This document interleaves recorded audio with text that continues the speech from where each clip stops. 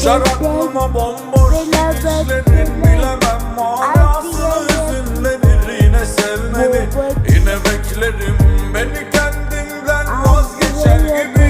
Düşer aklıma bomboş gidişlerin, bilemem manasını hüzünlenir. Yine sevmeni, yine beklerim, beni kendimden vazgeçer gibi.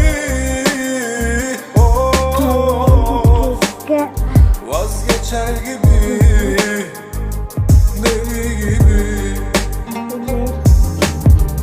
Bir süre yanıldım, ayıldım. Gerçeği sevmedim, kaçırdım. Aklımı yoluna yatırdım. Bekledim, bitmedi, şaşırdım. Son kaleniz yine sabırdı, o da yıkıldı düşlerim gibi. İçimde Hakan Şafi ve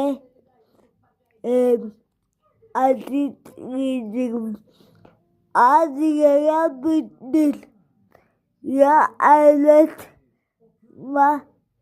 sarata gibi karar atacak arkadaşlar. Evet, imzaya getirdik arkadaşlarım.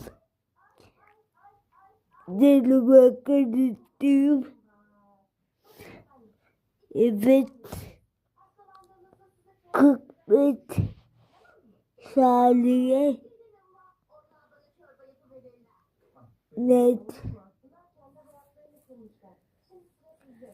Fark elementi bu forvet hattı hakkında bir bilgi alamadım arkadaşlar.